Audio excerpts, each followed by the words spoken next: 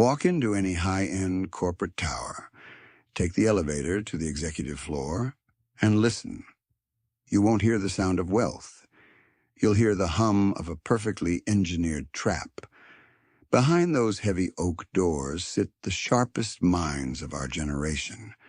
People who calculate complex market algorithms before their first coffee.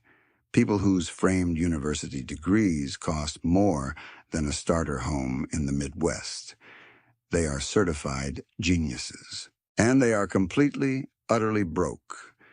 We are conditioned to believe that intellect is a shield. Society tells you that if you secure the prestigious title and outsmart your peers, financial stability is just a natural byproduct. It's a comforting lie. I've watched the brightest people on earth bleed themselves dry because they confused a high salary with actual wealth. Brilliance without emotional discipline isn't an advantage. It's just a highly efficient way to finance your own enslavement. Academic intelligence and financial survival are completely separate operating systems. In fact, possessing a high IQ often makes you the most profitable target for the credit industry. Meet Arthur. He doesn't make impulsive purchases at the local mall. He is a senior corporate strategist, pulling in $250,000 a year. He wears an $8,000 Swiss watch that he confidently calls an investment piece. He drives a leased German luxury sedan because he convinced himself it projects the necessary dominance for his corporate role. Arthur is mathematically gifted, yet on the 14th of every month, his checking account is gasping for air. His net worth, when you strip away the leveraged assets and the maxed-out premium credit lines, is dangerously close to zero. How does this happen? How does a mind capable of mastering advanced engineering or corporate law fail at basic elementary school math? The answer is the curse of cognitive arrogance. When you are used to being the smartest person in the room, you develop a fatal blind spot. You assume your high processing power automatically protects you from consumer manipulation. You look at the guy maxing out his credit card on a jet ski, and you laugh at his stupidity. You think you're immune, but the system doesn't sell you jet skis. The maze is customized for your specific ego. The trap designed for the educated mind is infinitely more sophisticated. The system knows a smart person won't fall for a cheap gimmick. So, it sells you identity. It sells you the aesthetic of success, bundled seamlessly as a professional requirement. Arthur didn't buy that tailored suit because he's foolish. He bought it because his massive intellect constructed a flawless, bulletproof rationalization about how it would increase his perceived value in board meetings, thereby yielding a higher return on investment. Highly intelligent people don't make dumb financial decisions. They make highly complex, perfectly rationalized financial disasters. They use their brain power not to build actual equity, but to justify their own self-sabotage. They are the premium lab rats, the ones who run on a velvet wheel, completely blind to the fact that they are still inside the cage. And the most dangerous part isn't the debt itself. It's the invisible psychological mechanism that forces the smartest among us to keep running faster, burning out brighter, just to service the interest on a lifestyle they never actually wanted. Once you see how the trap weaponizes their own genius against them, you can never unsee it.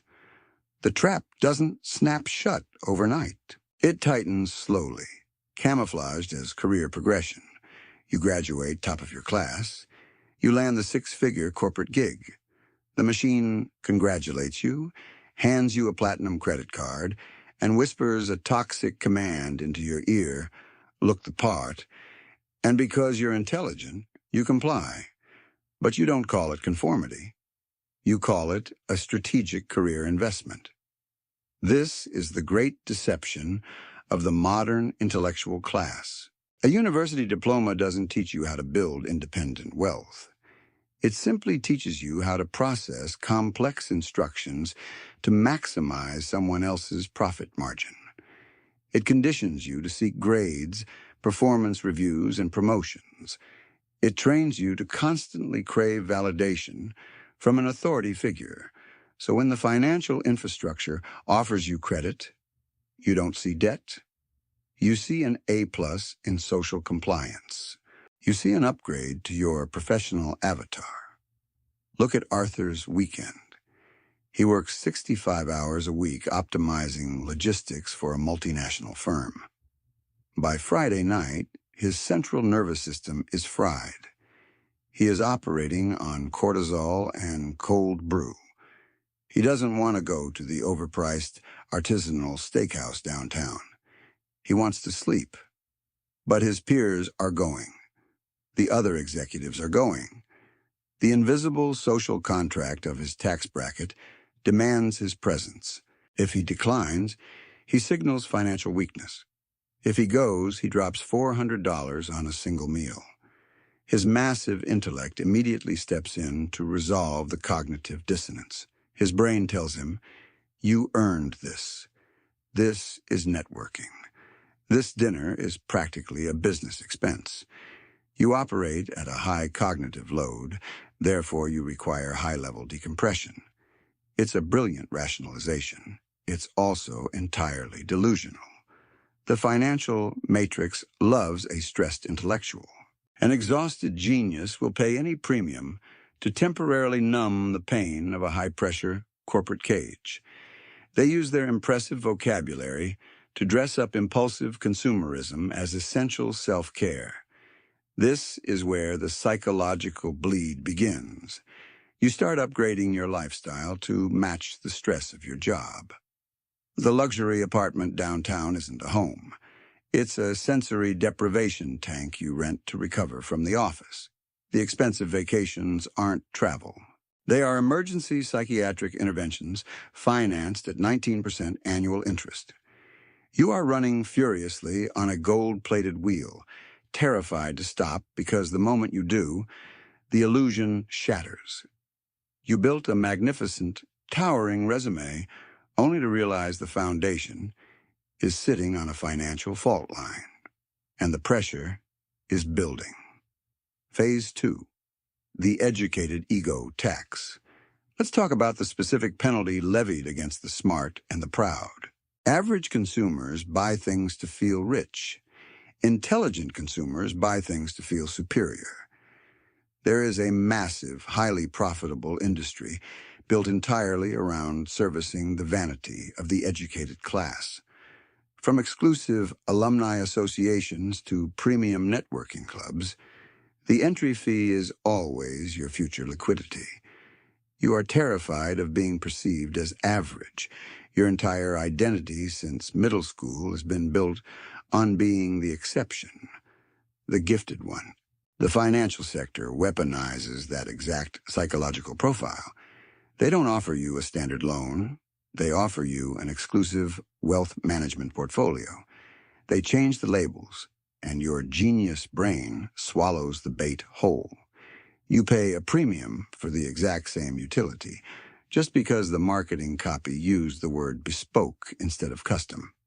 The antagonist here isn't a shady car salesman in a plaid suit. The enemy is the polished wealth advisor sitting in a glass office, handing you a glossy brochure, telling you that leveraging your assets is what sophisticated investors do.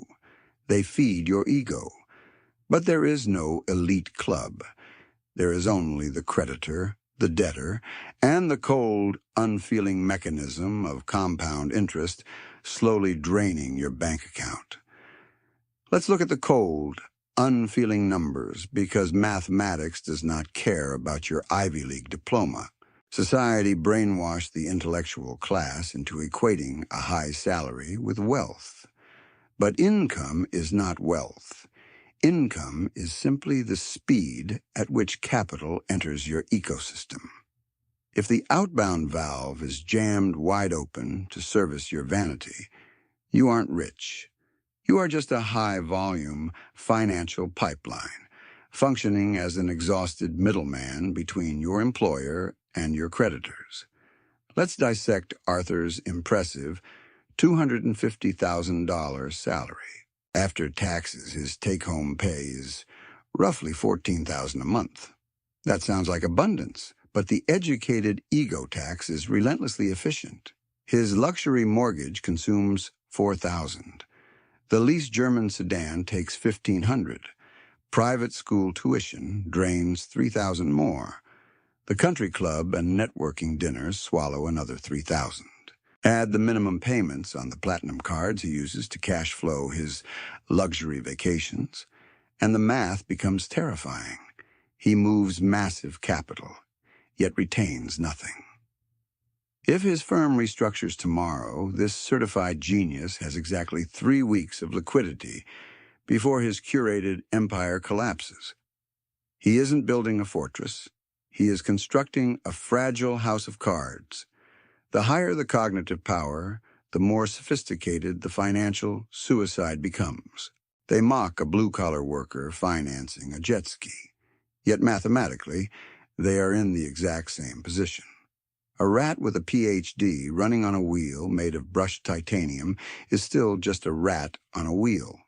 The cage is simply better illuminated. Phase 3. The high-income illusion. Let this brutal reality sink in. Academic brilliance without liquid capital is not power. It is just high-definition vulnerability. You can recite complex economic theories, but if you cannot survive 6 months without a corporate direct deposit, you are not a master of the universe. You are an indentured servant wearing a tailored suit. The financial matrix thrives on the illusion of high income.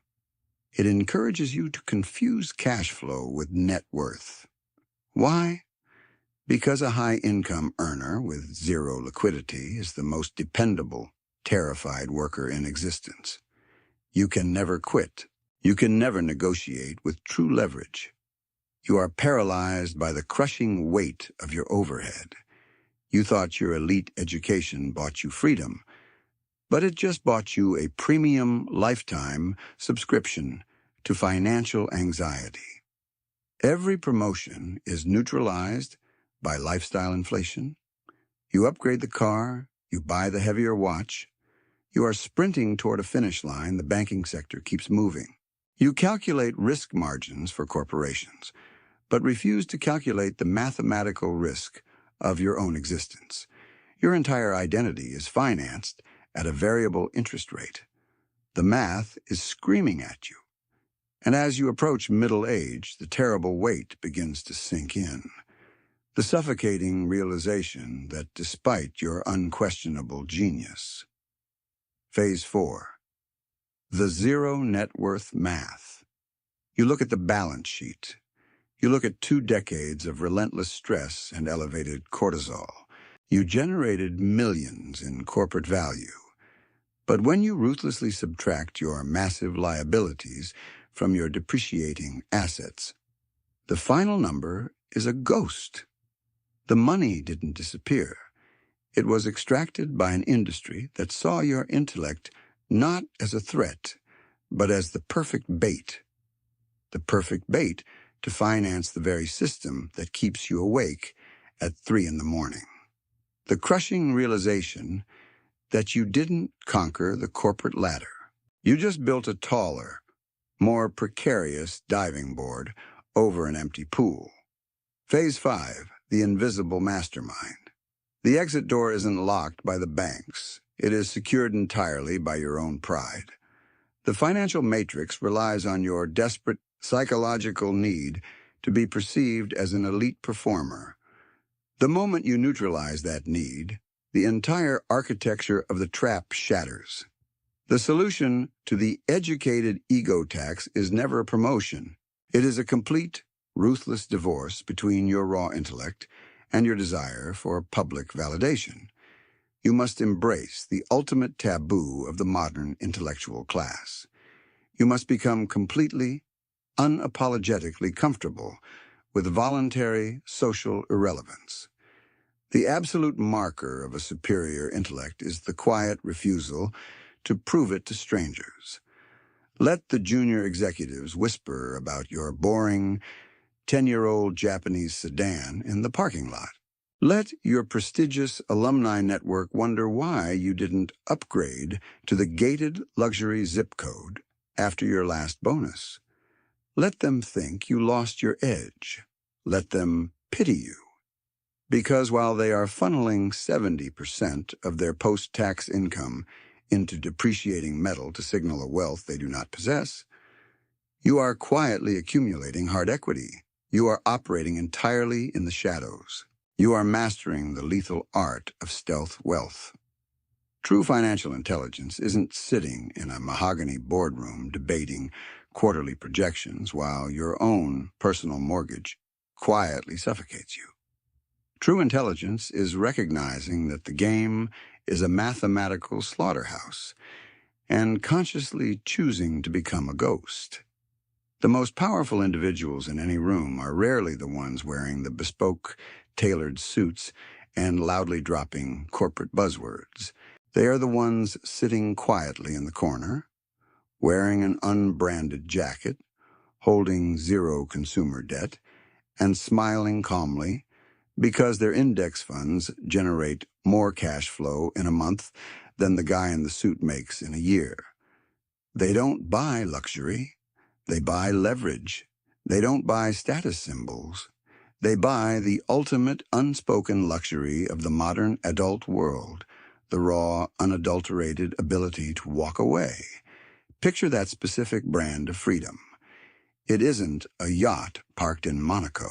It is the visceral, quiet power of waking up on a random Tuesday in a modest, paid-off home, pouring a cheap cup of black coffee and knowing that your unrecoverable time belongs exclusively to you. You don't have to tolerate a toxic narcissist of a boss because you aren't chained to a massive $1,000 car payment.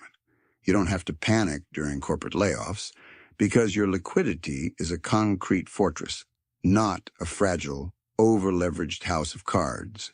Your intellectual horsepower is finally being utilized to compound your own absolute freedom instead of a bank's quarterly dividend.